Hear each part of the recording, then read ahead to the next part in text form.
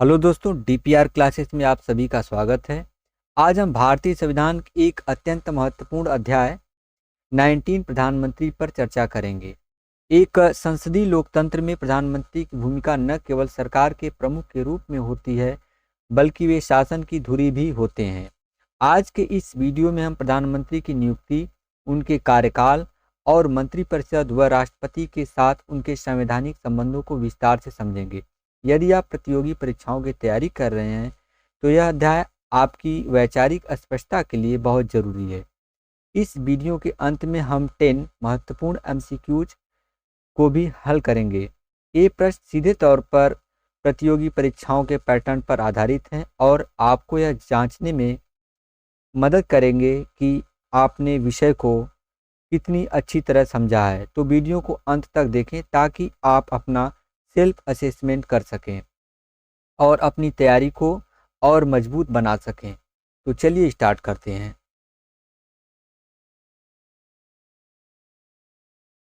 तो पहले मेन जो टॉपिक्स हैं उसको देख लेते हैं, फिर एक एक करके डिस्कस करेंगे। फर्स्ट है आपका प्रधानमंत्री की नियुक्ति और राष्ट्रपति का विवेक, शपथ, कार्यकाल और वेतन की शर्तें।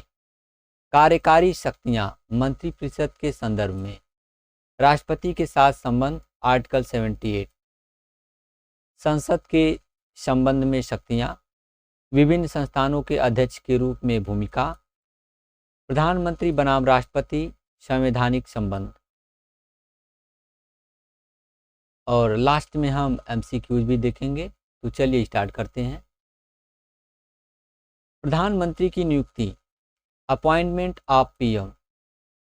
संविधान के आर्टिकल 75 में केवल यह कहा गया है कि प्रधानमंत्री की नियुक्ति राष्ट्रपति करेगा।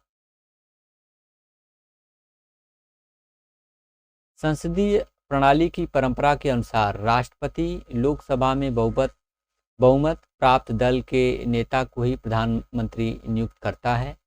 जब किसी दल को स्पष्ट बहुमत न हो तो राष्ट्रपति अपने व्यक्तिगत विवेक का प्रयोग कर सबसे बड़े दल या गठबंधन के नेता को नियुक्त कर सकता है।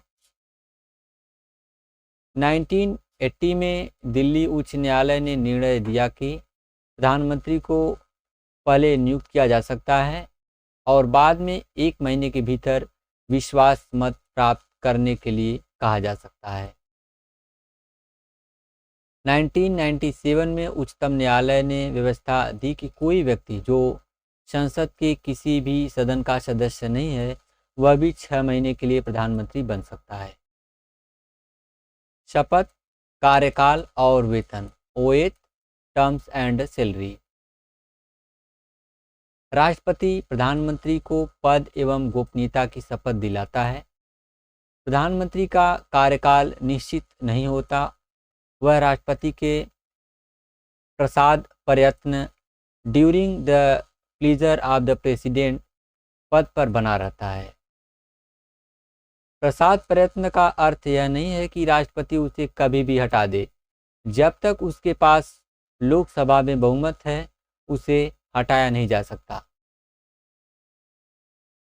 प्रधानमंत्री के वेतन एवं भत्ते संसद द्वारा समय समय पर निर्धारित किए जाते हैं। मंत्रिपरिषद के संबंध में शक्तियां, powers with respect to council of ministers. वह मंत्रियों की नियुक्ति के लिए राष्ट्रपति को सिफारिश करता है। राष्ट्रपति केवल उन्हीं को मंत्री नियुक्त करता है जिनकी सिफारिश प्रधानमंत्री करता है। वह मंत्रियों के बीच विभागों का आवंटन और फेरबदल करता है। मतभेद की स्थिति में वह किसी मंत्री से त्यागपत्र मांग सकता है या राष्ट्रपति को उसे बर्खास्त करने की सलाह दे सकता है। वह मंत्रिपरिषद की बैठकों की अध्यक्षता करता है और उनके निर्णयों को प्रभावित करता है। प्रधानमंत्री का त्यागपत्र या मृत्यु पूरी मंत्रिपरिषद को स्वतः ही विघटित कर देती है। राष्ट्रपति के संबंध में शक्तियां, powers with respect to president. Article 78 के तहत प्रधानमंत्री राष्ट्रपति एवं मंत्रिपरिषद के बीच संचार का मुख्य माध्यम है। Channel of communication, channel of communication. वह संघ के प्रशासन और विधान संबंधी सभी निर्णयों की सूचना राष्ट्रपति को देता है। वह संघ के प्रशासन और विधान संबंधी सभी निर्णयों की सूचना राष्ट्रपति को देता है। वह महत्वपूर्ण अधिकारियों जैसे महान्यायवादी, सीएजी, यूपीएससी के अध्यक्ष आदि की नियुक्ति के संबंध में राष्ट्रपति को सलाह देता है। संसद के संबंध में शक्तियां, powers with respect to parliament. वह राष्ट्रपति को संसद का सत्र बुलाने और सत्रावसान करने के संबंध में सलाह देता है। वह किसी भी समय लोकसभा को भंग करने की सिफारिश राष्ट्रपति से कर सकता है। वह सदन के पटल पर सरकार की नीतियों की घोषणा करता है। अन्य महत्वपूर्ण भूमिकाएं, अदर रोल्स एंड पावर्स। प्रधानमंत्री नीति आयोग, राष्ट्रीय एकता परिषद और अंतर राज्यीय परिषद का अध्यक्ष होता है। वह देश की विदेशी नीति को मूर्त रूप देने में महत्वपूर्ण भूमिका निभाता है। वह केंद्र सरकार का मुख्य प्रवक्ता होता है। वह सेवाओं का राजनीतिक प्रमुख होता है। और अब हम जो टॉपिक डिस्कस किए हैं उससे रिलेटेड यहाँ पे एमसीक्यूज देख लेते हैं। फर्स्ट क्वेश्चन है, भारतीय संविधान के किस अनुच्छेद में प्रधानमंत्री की नियुक्ति का प्रावधान है? तो प्रधानमंत्री की नियुक्ति का प्रावधान आर्टिकल 75 में है। ऑप्शन बी आपका करेक्ट है। नेक्स्ट है आपका, प्रधानमंत्री के कार्यकाल के संबंध में कौन सा कथन सही है? वह राष्ट्रपति के प्रसाद प्रयत्न पद धारण करता है। वह राष्ट्रपति के प्रसाद प्रयत्न पद धारण करता है। ऑप्शन बी करेक्ट है। नेक्स्ट क्वेश्चन, प्रधानमंत्री की सलाह पर राष्ट्रपति अन्य मंत्रियों की नियुक्ति करता है। यह किस अनुच्छेद में है? यह किस अनुच्छेद में है? तो यह आपका अनुच्छेद 75 फर्स्ट में है। ऑप्शन बी करेक्ट है आपका। नेक्स्ट क्वेश्चन है, यदि प्रधानमंत्री इस्तीफा दे देता है तो मंत्रिपरिषद की स्थिति क्या होगी?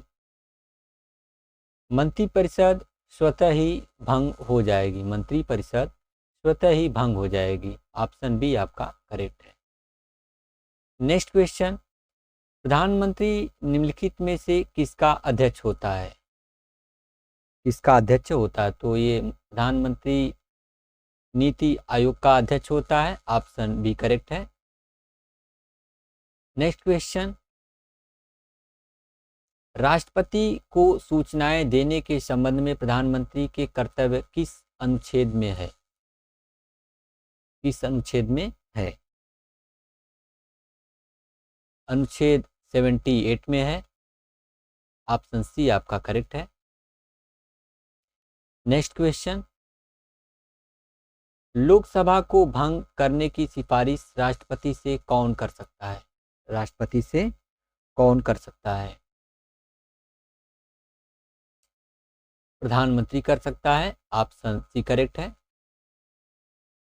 नेक्स्ट क्वेश्चन, भारत में प्रधानमंत्री बनने के लिए न्यूनतम आयु क्या है यदि वह लोकसभा सदस्य है?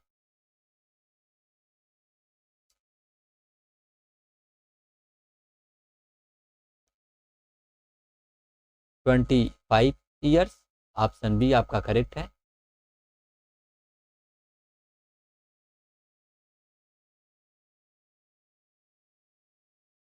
नेक्स्ट क्वेश्चन आपका है, प्रधानमंत्री को पद की शपथ कौन दिलाता है? पद की शपथ कौन दिलाता है? राष्ट्रपति दिलाता है। ऑप्शन सी करेक्ट है।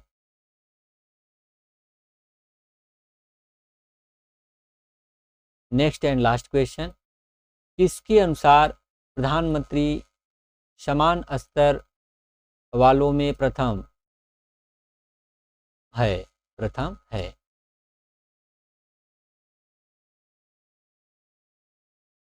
Lord Morley. Option A correct है आपका, लॉर्ड मोरले।